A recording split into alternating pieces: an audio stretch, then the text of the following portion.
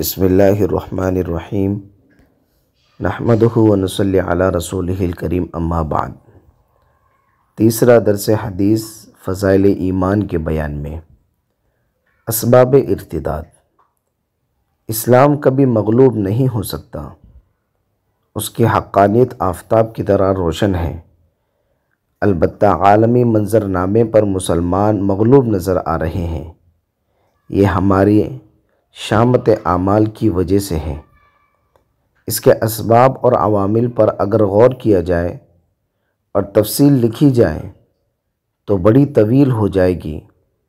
ذیل میں چند اسباب اور وجوہ ذکر کیے جا رہے ہیں جس سے آج کی حالت زار کو سمجھنے میں مدد ملے گی۔ نمبر 1، اسلامی اقتدار کا زوال۔ عثمانیہ حکومت کے زوال کے بعد سے اب تک مسلمان مظلوم و مقہور ہیں اور ان کو دبانے کی عالمی کوشش ہوتی رہی ہے۔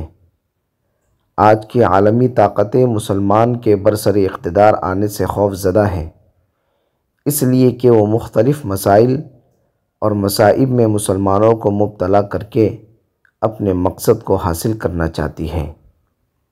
نمبر 2، یہودی سازش اور عیسائی مشنریاں سب سے آگے ہیں۔ یہ سب مسلمانوں کو اصل دین سے پھیرنا چاہتی ہیں۔ چرچ کے تحت چلنے والی سرگرمیاں بھی مسلمانوں کو مرتد بنانے کی کوشش میں پیش ہیں۔ وہ ایک طرف مسلمانوں کو کھلے طور پر عیسائی بنانے کی مہم چلا رہے ہیں تو دوسری طرف وہ عام مسلمانوں کو فکری ارتداد کی طرف لے جا رہے ہیں۔ ان کی خواہش ہے کہ اگر مکمل نہ بدل سکے تو کم از کم قرآن و سنت میں شک و شبہ پیدا ہو جائے، جس سے اسلام بیزاری کی راہ ہموار ہو جائے۔ اس کے لیے وہ قرآن کو بدلنے کی مہم بھی چلا رہے ہیں۔ قرآن کے مقابلے میں شام کے بشار الاسد کی تیار کردہ البرہان الحق اسی کی کڑی ہے۔ بہت سے ممالک میں ارتداد کی لہر چل رہی ہے، مثلاً الجزائر، افریقہ، لبنان، انڈونیشیا، بنگلہ دیش۔ ان سب میں سر فہرست ہندوستان ہے، جہاں مختلف طریقوں سے لوگوں کو مذہب سے دور کیا جا رہا ہے۔ تمل ناڈو، تلنگانہ، آندھرا پردیش، مہاراشٹر، کشمیر اور یوپی سب ارتداد کی زد میں ہیں۔ یہاں قادیانی بھی اسلامی لباس پہن کر اسلام سے پھیرنے کا کام کر رہے ہیں۔ شکیل بن حنیف کا فتنہ بھی قادیانی فتنے کا نیا ایڈیشن ہے۔ اس کا مقصد بھی مرتد بنانا ہے۔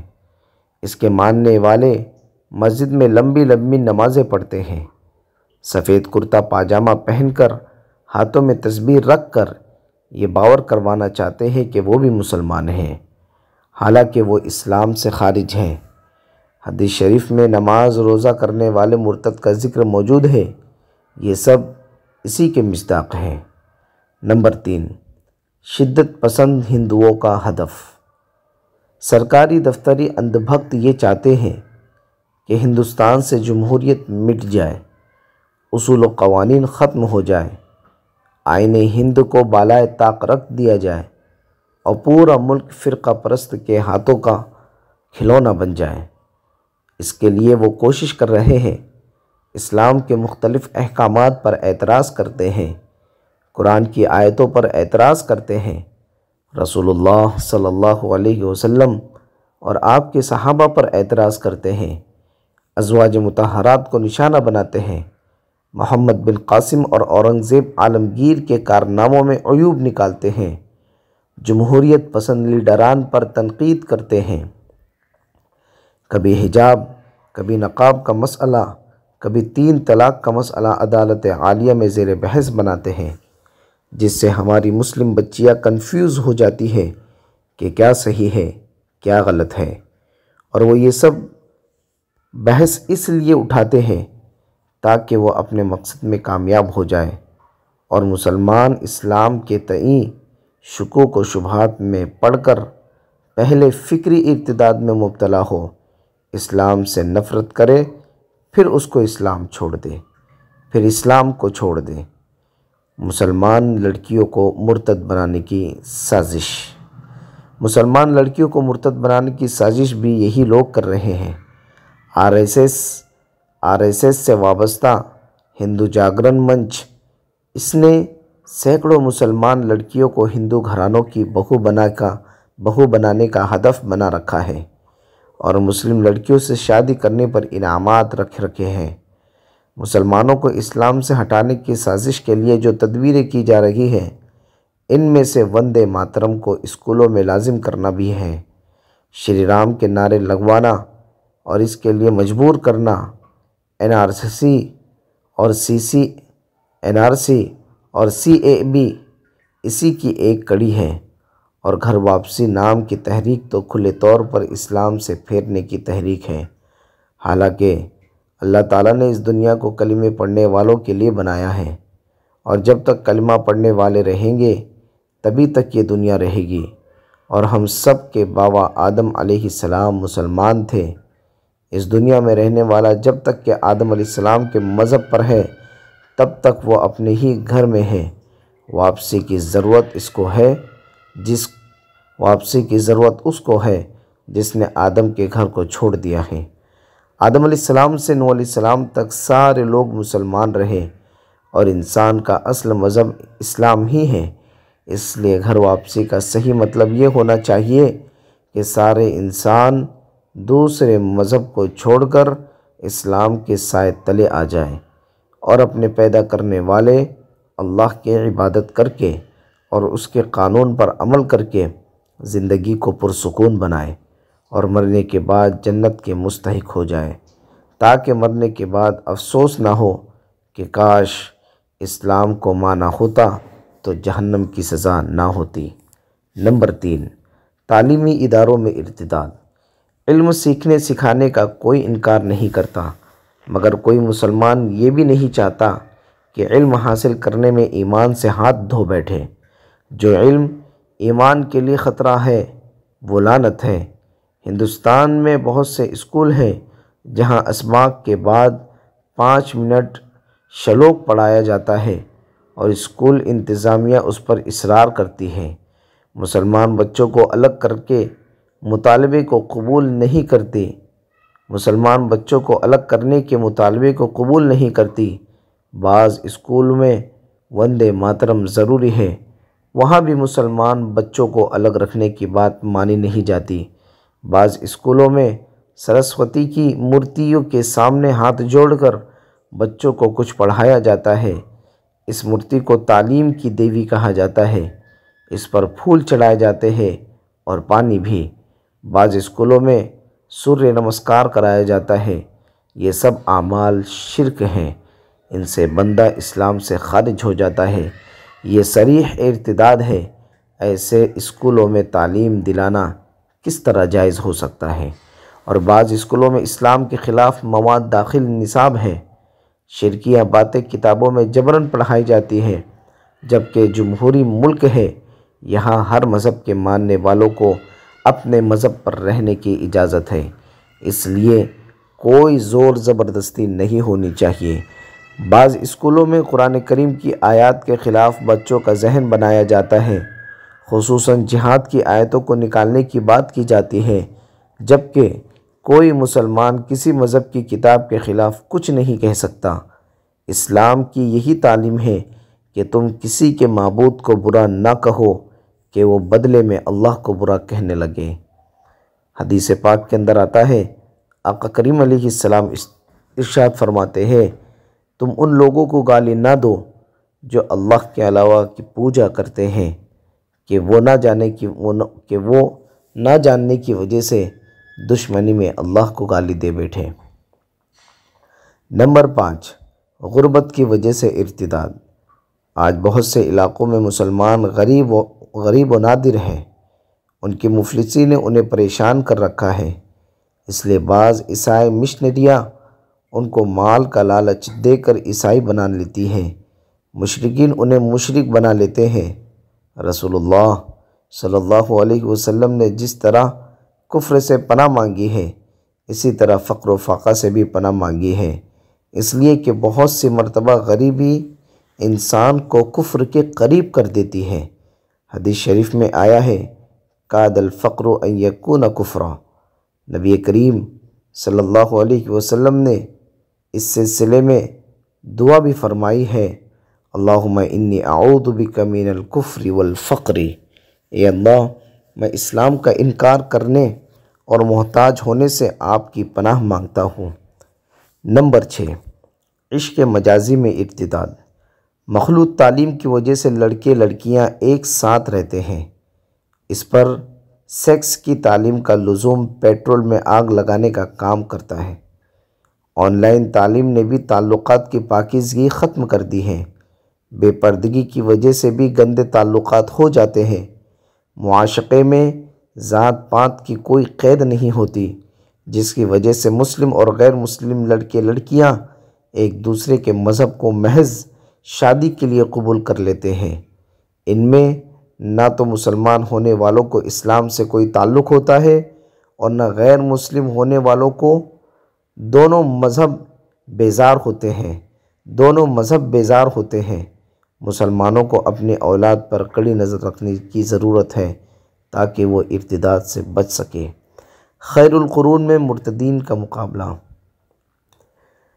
رسول اکرم صلی اللہ علیہ وسلم اور آپ کے صحابہ اکرام کے زمانے میں بھی ارتداد کی ہوا چلی تھی۔ وہ بھی اللہ تعالیٰ کی مصلحت تھی۔ اللہ تعالیٰ نے امت کے لیے ایسے مواقع سے رسول اللہ صلی اللہ علیہ وسلم اور صحابہ اکرام رضوان اللہ تعالیٰ علیہم اجمعین کا نمونہ دکھانا چاہا، تاکہ اگر بعد میں بھی ارتداد کی لہر چلے تو اس کے مقابلے میں اسی انداز سے کیا جائے۔ نمبر 1، کچھ لوگوں نے اسلام سے پھر کر دوبارہ بتوں کی پوجا شروع کر دی تھی۔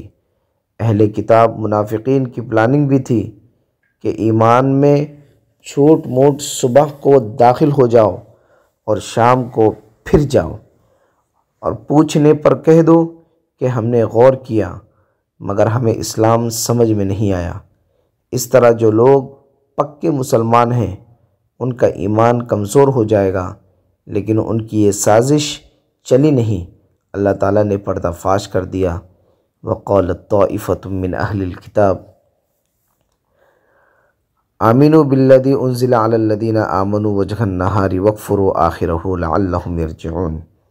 اور اہل کتاب میں سے ایک جماعت نے کہا، جو کچھ مسلمان پر اترا ہے اس پر صبح کو ایمان لاؤ اور شام کو اس کا انکار کر دو، شاید کہ وہ پھر جائے۔ ایک عیسائی منافقت سے ایمان لایا اور رسول اللہ صلی اللہ علیہ وسلم سے قریب ہو گیا، لیکن چند دنوں بعد وہ مرتد ہو گیا، عیسائیت میں داخل ہو گیا، پھر بتوں کی پوجا کرنے لگا۔ جب وہ مرا تو لوگوں نے قبر میں دفن کیا مگر زمین نے قبول نہیں کیا، باہر کر دیا۔ لوگوں نے دوبارہ دفن کیا، پھر باہر کر دیا۔ اللہ تعالی ہم سب کی حفاظت فرمائے۔ نمبر 2، یمامہ کے کچھ لوگوں نے مسیلمہ کذاب کی پیروی شروع کر دی، جس نے رسول اللہ صلی اللہ علیہ وسلم کے زمانے نبوت کا دعویٰ کیا تھا۔ جس نے آپ صلی اللہ علیہ وسلم کے زمانے میں نبوت کا دعویٰ کیا تھا اور رسول اللہ صلی اللہ علیہ وسلم سے اپنی نبوت میں شریک کرنے کا مطالبہ کیا، جسے آپ نے مسترد کر دیا، لیکن اس نے یمامہ میں 40,000 لوگوں کو ہم نوا بنا لیا اور حضرت ابو بکر صدیق رضی اللہ تعالیٰ عنہ کی خلافت میں بغاوت پر اتر آیا اور نہ ماننے والوں کو قتل کرنا شروع کر دیا۔ خلیفہ اول کو چیلنج دیا تو آپ نے پہلے حضرت اکرمہ ابن ابی جہل کو یمامہ بھیجا، لیکن کامیابی نہ ملی۔ بالآخر حضرت خالد بن ولید رضی اللہ تعالیٰ عنہ نے 13,000 کے لشکر کے ساتھ یمامہ کا رخ کیا اور گھمسان کی جنگ ہوئی۔ حضرت وحشی بن حرب نے مسیلمہ کو ایسا نیزہ مارا کہ وہ ڈھیر ہو گیا اور اس فتنے کا خاتمہ ہوا۔ نمبر 3، صنعاء یعنی یمن کے اسود عنسی نے بھی حضور اکرم صلی اللہ علیہ وسلم کے زمانے میں نبوت کا دعویٰ کیا تھا۔ حضور صلی اللہ علیہ وسلم نے بڑی کوشش فرمائی کہ وہ ایمان لے آئے، مگر وہ شعبدہ بازی کے ساتھ مسلمانوں کو گمراہ کرتا رہا، تو آپ نے یمن کے مسلمانوں کے نام فتنے کی سرکوبی کے لیے خط بھیجا بالآخر فیروز نامی ایک بہادر شخصیت نے اس کا کام تمام کر دیا، اور اس کے مرنے کی اطلاع اس وقت ہوئی جب حضرت ابوبکر صدیق خلیفہ بنائے جا چکے تھے۔ نمبر 4، رسول اللہ صلی اللہ علیہ وسلم کے پردہ فرما جانے کے بعد حضرت ابوبکر صدیق کے زمانے میں کچھ لوگوں نے زکوٰۃ کا انکار کیا، روزہ نماز کا انکار نہیں کیا، کلمے کا انکار نہیں کیا، تو حضرت ابوبکر صدیق نے ان لوگوں سے جہاد کا ارادہ فرمایا۔ تو حضرت عمر نے اعتراض کیا کہ کیا آپ ان لوگوں سے جہاد کریں گے جو کلمہ پڑھتے ہیں؟ تو حضرت ابوبکر صدیق نے جواب دیا کہ ہاں، جو نماز اور زکوٰۃ میں فرق کرے گا اس سے میں جہاد کروں گا، اس لیے کہ وہ بھی مرتد ہیں۔ مذکورہ بالا واقعات سے معلوم ہوتا ہے کہ ارتداد کا مقابلہ کرنا مسلمانوں کے لیے بہت ضروری ہے۔ مرتد ہونے والا اگر کوئی اعتراض کرے تو اس کے اعتراض کو سنا جائے گا، اس کا جواب دیا جائے گا، اس لیے کہ اسلام مدلل مذہب ہے، اس میں داخل ہونے کے لیے کوئی زور زبردستی نہیں ہے۔ اسلام تلوار سے نہیں پھیلا۔ اسلام کے کسی حکم میں کسی کو شبہ ہو تو اس شبے کو دور کرنا مسلمانوں کی ذمہ داری ہے۔ ہندوستان جمہوری ملک ہے، یہاں مذہب کی آزادی ہے، یہاں مرتد کو قتل کرنے اور ان سے جہاد کرنے کی بات تو نہیں کہی جا سکتی، اس لیے کہ سزاؤں کے نفاذ کی ذمہ داری حکومت کی ہوتی ہے۔ البتہ دلائل سے سمجھایا جائے گا اور مسلمان بھائیوں کے فکری ارتداد کو ختم کرنے کی کوشش کی جائے گی، اور یہ مسلمانوں کی مذہبی ذمہ داری ہے، اس میں جمہوریت رکاوٹ نہیں ہے۔ اللہ ہمارے دین و ایمان کی حفاظت فرمائے، آمین یا رب العالمین۔